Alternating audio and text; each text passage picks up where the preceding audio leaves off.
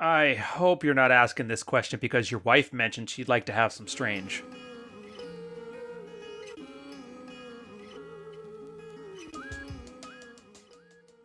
What is it we do in the red pill? We swap notes. Now, I'm sure people have heard all kinds of different stories about us, but I'm here to give you a glimpse inside the locker room. Here, we're going to discuss the field reports that happened a few years back. Brand new guys who are trying to learn the strategies that we talk about. Who am I? I used to be one of these brand new guys. I, like you, was pretty good at women and relationships, but I wasn't great at it.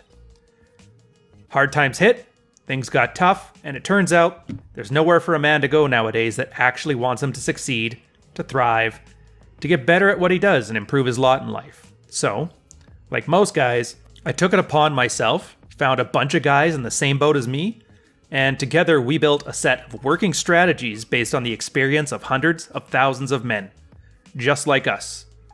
Men swapping notes, iron sharpening iron. Welcome to the locker room.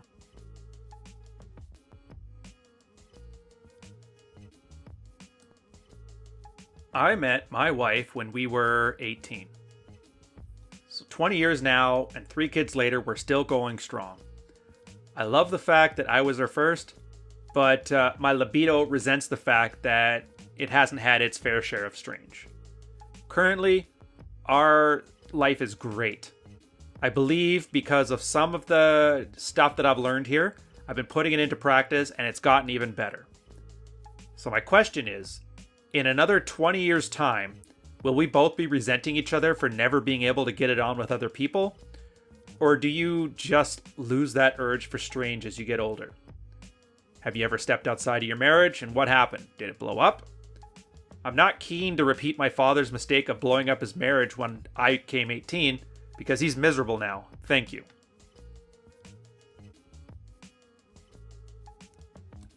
Couple terms before we get started. Fear of missing out. The fear of missing out is a psychological phrase. I'm pretty sure marketing coined this one well before we got a hold of it here. But it's the idea that you can have something and it becomes so good that your first instinct is to think, well, would there have been better if I moved on? It's kind of a version of analysis paralysis, but it's an after the fact sort of thing. It's generally experienced by girls more so, especially once they get to the point where they hit all those lifestyle metrics that they wanted to hit. All the milestones are there. And then she starts looking ahead going, is this the best that there is? Is there something more I can do? And the first line in this one kind of references that when one of our guys was answering this question. So just understand, for the most part, it's a feminine trait. And I'll get into that in a second.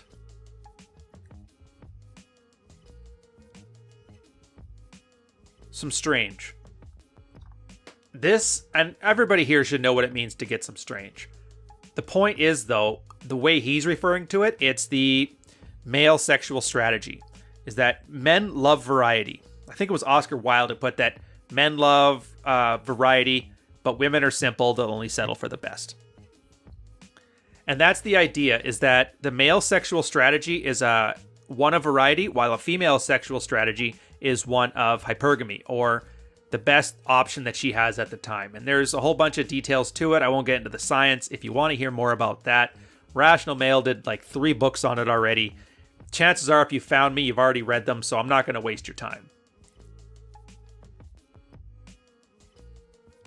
Opening up the relationship. I don't mention this as in actually opening up the relationship. I mention this as when a wife sits you down and tells you that she wants to open it up. As like a question. It's kind of a way to encourage you to do so. This has a whole bunch of assumptions attached to it. For the most part, when you're in a marriage and you seem happy and then the other person wants to open it up unilaterally, well, bilaterally like that, it's because they've already got something lined up that they're hoping works out. And the idea is they want you to give them a hall pass. In fact, I don't think you're ever going to see a case where the girl wants to open up a relationship and doesn't have the other guy in mind already. At this point, I can't think of a stronger red flag in the relationship. This is the equivalent of when a guy is fed divorce papers.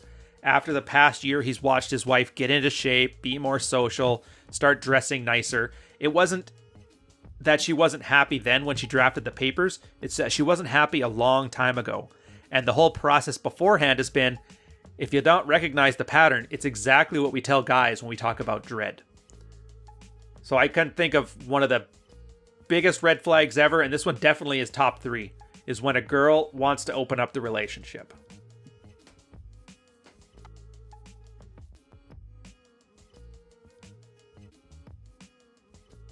The advice is pretty straightforward. It is kind of something to think about, and this is where deliberate action comes into play.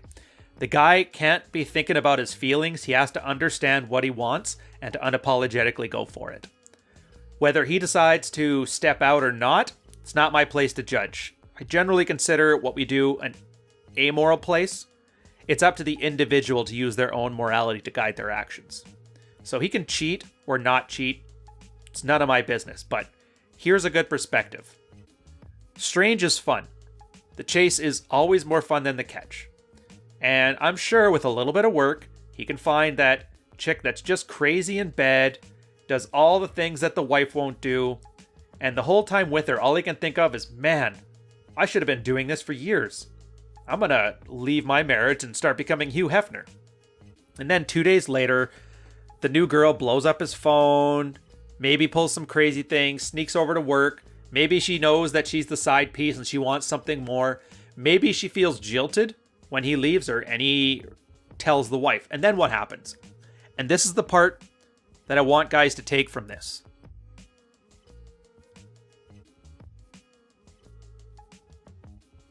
What's in it for you?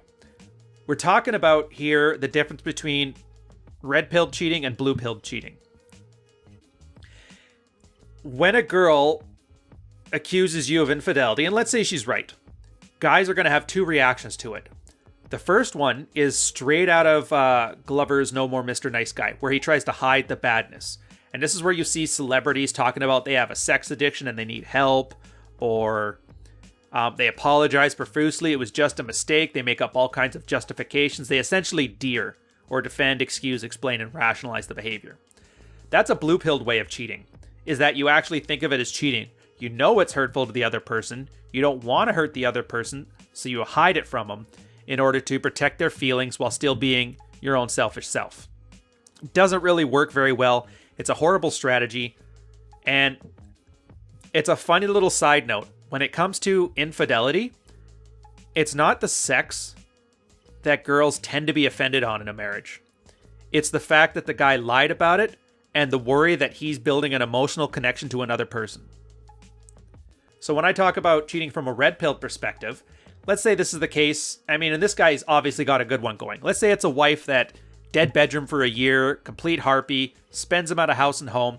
Basically, any one of his essential needs are not being covered for a reasonable period of time. We're not saying that she got cancer and can't deal with it. We're saying she just doesn't want to. At that point, you go out and you get yours. Now, let's say the wife finds out, she starts getting mad.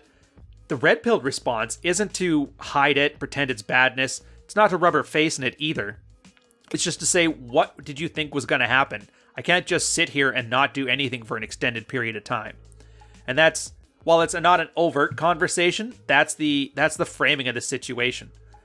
I am a man, I've got needs, and you're the one that I committed to having meet them for the rest of my life, but if you don't, I'm going to have to do what I got to do. And that's just the way it is. The person can leave, the person can stay, it doesn't matter. The point is, the guy has to treat his own needs as sacrosanct, because if he's not going to do it, who else is? And then the side effect of this is that a guy who has this mentality and uses the behaviors that reflect this mentality, he tends to get people who act much better surrounding him more often. It's one of those weird things. People just treat you as bad as they can get away with, and when they can't, they tend to be on their best behavior.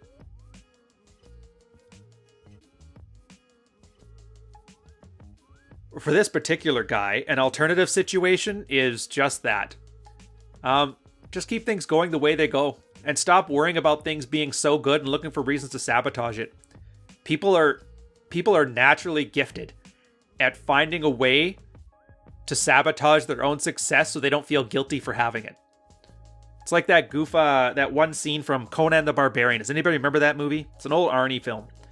where they talk about how the spoils of victory test a man more than the strongest battle. And this is after he learns to be a very good thief, and he essentially almost drinks himself to death.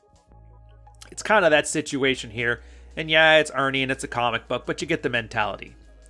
But if you take nothing else from this, just take this. As long as you know what you want and you do what you can do to get there, you're probably not going to run into these problems anyway, so there's no point navel-gazing about it endlessly, hoping that eventually one day it'll sort itself out. You've already got it handled. He knows what to do if his marriage becomes a resentful roommate scenario. So until then, just enjoy your time, because she's not yours. It's just your turn. And on that note, I'll catch you guys on the next one. Take care.